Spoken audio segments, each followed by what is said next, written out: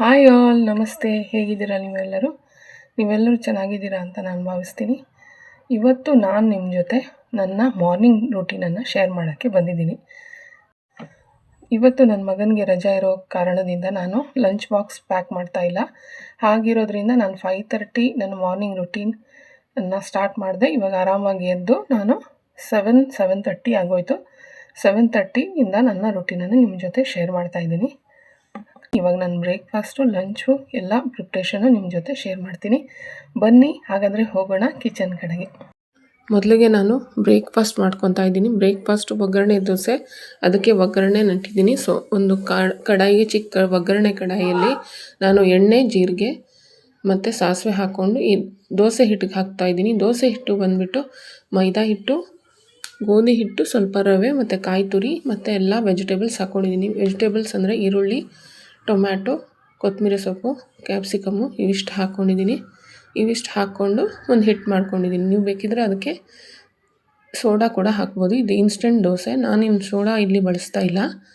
ಇವಾಗ ದೋಸೆ ತೆಳುವಾಗಿ ದೋಸೆ ಹಾಕುತ್ತಾ ಇದ್ದೀನಿ. ಇದನ್ನು ಸ್ವಲ್ಪ ಸಿಮ್ ಮಾಡಿ ಬೇಯೋಕ್ಕೆ ಬಿಡಬೇಕು. ಇದು ಸ್ವಲ್ಪ ಸಾಫ್ಟ್ ದೋಸೆ ಬರುತ್ತೆ, ತುಂಬ ಕ್ರಿಸ್ಪಿ ಏನೂ ಬರಲ್ಲ, ತುಂಬ ಚೆನ್ನಾಗಿರುತ್ತೆ ಮಾತ್ರ ಟೇಸ್ಟು. ಮಾಡಿ ನೋಡಿ. ಇವಾಗ ನನ್ನ ದೋಸೆ ರೆಡಿ ಆಯಿತು. ದೋಸೆ ನಾನು ಕಾಯಿ ಚಟ್ನಿ ಜೊತೆ ಸರ್ವ್ ಮಾಡ್ತಾಯಿದ್ದೀನಿ. ಅದ್ರ ಜೊತೆ ನಾನು ಟೀ ಕೂಡ ಮಾಡ್ತಾಯಿದ್ದೀನಿ. ಬ್ರೇಕ್ಫಾಸ್ಟ್ ಆದಮೇಲೆ ನನ್ನ ಈ ವ್ಲಾಗಲ್ಲಿ ನಾನು ಲಂಚ್ ಪ್ರಿಪ್ರೇಷನ್ ಕೂಡ ನಿಮ್ಮ ಜೊತೆ ಶೇರ್ ಮಾಡ್ತೀನಿ. ಇವಾಗ ಲಂಚ್ಗೆ ನಾನು ತೊಂಡೆಕಾಯಿ ಪಲ್ಯ ಮಾಡ್ತಾಯಿದ್ದೀನಿ. ಒಂದು ಕಡಾಯಿ ಇಟ್ಕೊಂಡಿದ್ದೀನಿ. ಅದಕ್ಕೆ ಕೊಬ್ಬರಿ ಎಣ್ಣೆ ಹಾಕ್ಕೊಂಡು ನಾನು ಸಾಸಿವೆ ಮತ್ತು ಜೀರಿಗೆ ಹಾಕ್ಕೊಂಡೆ. ಜೀರಿಗೆ ಆದಮೇಲೆ ನಾನು ಈರುಳ್ಳಿ, ಸಣ್ಣಗೆ ಹೆಚ್ಕೊಂಡಿರೋ ಒಂದು ಈರುಳ್ಳಿ ಕೂಡ ಹಾಕ್ತಾಯಿದ್ದೀನಿ.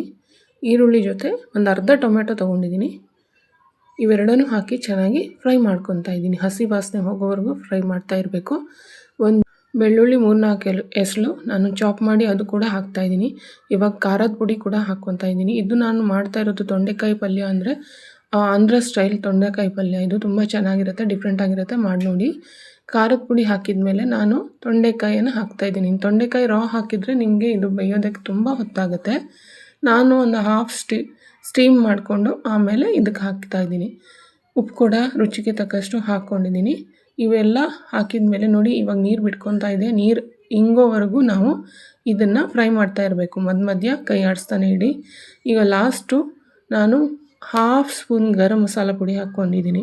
ತುಂಬ ಹಾಕೋಕ್ಕೆ ಹೋಗಬೇಡಿ, ತುಂಬ ಹಾಕೋಕ್ಕೆ ಹೋಗಿದ್ರೆ ಚೆನ್ನಾಗಿರಲ್ಲ. ಒಂದು ಹಾಫ್ ಟೀ ಸ್ಪೂನ್ ಸಾಕಾಗುತ್ತೆ. ಇವಾಗ ನೋಡಿ ಚೆನ್ನಾಗಿ ರೋಸ್ಟ್ ಆಗೋವರೆಗೂ ಇನ್ನೂ ನೀರಿದೆ, ಇನ್ನೂ ಮುಚ್ಚಿ ಒಂದು 5-6 ನಿಮಿಷ ಇದನ್ನು ಫ್ರೈ ಮಾಡ್ಕೊತಾ ಇರಬೇಕು. ಇದು ಅನ್ನಕ್ಕೆ ಸೈಡಾಗಿ ಚೆನ್ನಾಗಿರುತ್ತೆ, ಚಪಾತಿ ಕೂಡ ಚೆನ್ನಾಗಿರುತ್ತೆ. ಇನ್ನು ಇದ್ರ ಜೊತೆ ನಾನು ರೈಸ್ಗೆ ಅಂತ ಕಲಸೋದಕ್ಕೆ ಕೂಟ್ ಮಾಡ್ತಾಯಿದ್ದೀನಿ. ಕೂಟು ಇದು ಪಡವಲಕಾಯಿ ಕೂಟ್ ಮಾಡ್ತಾಯಿದ್ದೀನಿ. ಪಡವಲಕಾಯಿನ ಚೆನ್ನಾಗಿ ಹೆಚ್ಕೊಂಡಿದ್ದೀನಿ. ಸಣ್ಣಕ್ಕೆ ಹೆಚ್ಕೊಂಡಿರೋ ಪಡವಲಕಾಯಿ 2 ತೊಗೊಂಡಿದ್ದೀನಿ ನಾನು, ಮೀಡಿಯಮ್ ಸೈಜ್ದು.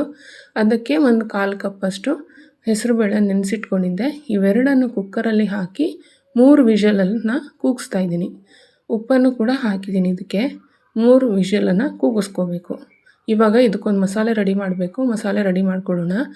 ಅದಕ್ಕೆ ಒಂದು ಅರ್ಧ ಹಿಡಿಯಷ್ಟು ಕೊತ್ತಂಬರಿ ಸೊಪ್ಪು, ಒಂದು ಅರ್ಧ ಹೋಳಷ್ಟು ತೆಂಗಿನಕಾಯಿ, ಒಂದು ಸ್ಪೂನು ಜೀರಿಗೆ, ಒಂದು 4-5 ಹಸಿಮೆಣಸಿನ್ಕಾಯಿ ಮತ್ತು ಅರ್ಧ ಈರುಳ್ಳಿ, ಇವಿಷ್ಟನ್ನು ಮಿಕ್ಸಿಯಲ್ಲಿ ಹಾಕ್ಕೊಂಡು ಮತ್ತು ಟೊಮೆಟೊ ಇವಿಷ್ಟನ್ನು ಮಿಕ್ಸಿಲಿ ಹಾಕ್ಕೊಂಡು ಚೆನ್ನಾಗಿ ರುಬ್ಕೊಂಡು ಇಟ್ಕೊಂಡಿದ್ದೀನಿ.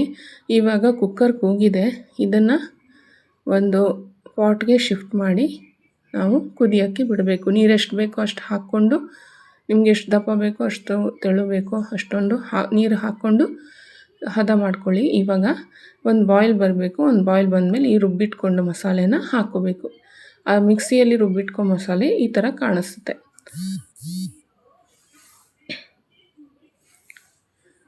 ಇದರ ಸೈಡಲ್ಲಿ ನಾನು ಪಲ್ಯ ಕೂಡ ತಯಾರಿಸ್ತಾ ಇದ್ದೀನಿ. ನನ್ನ ಈ ಪಲ್ಯದ ರೆಸಿಪಿ, ಈ ವಿಡಿಯೋ, ಈ ಬ್ರೇಕ್ಫಾಸ್ಟ್ ರೆಸಿಪಿ ಮತ್ತು ಈ ಕೂಟು ರೆಸಿಪಿ ನಿಮಗೆ ಇಷ್ಟ ಆಗಿದ್ದಲ್ಲಿ ನಿಮ್ಮ ಫ್ರೆಂಡ್ಸ್ ಮತ್ತು ಫ್ಯಾಮಿಲಿ ಜೊತೆ ಶೇರ್ ಮಾಡ್ಕೊಳ್ಳಿ, ಲೈಕ್ ಮಾಡಿ ಮತ್ತು ಕಮೆಂಟ್ಸ್ ಮೂಲಕ ನನಗೆ ತಿಳಿಸಿ. ಇಲ್ಲಿ ನನ್ನ ಮಗ ಕೂಡ ನನಗೆ ಹೆಲ್ಪ್ ಮಾಡ್ತಾ ಇದ್ದಾನೆ. ಅವನಿಗೆ ರಜಾ ಇರೋ ಕಾರಣದಿಂದ ಇವತ್ತು ಲಂಚ್ ಬಾಕ್ಸ್ ರೆಸಿಪಿ ಇಲ್ಲ, ಲಂಚ್ ಬಾಕ್ಸ್ ಪ್ಯಾಕ್ ಮಾಡ್ತಾ ಇಲ್ಲ ನಾನು.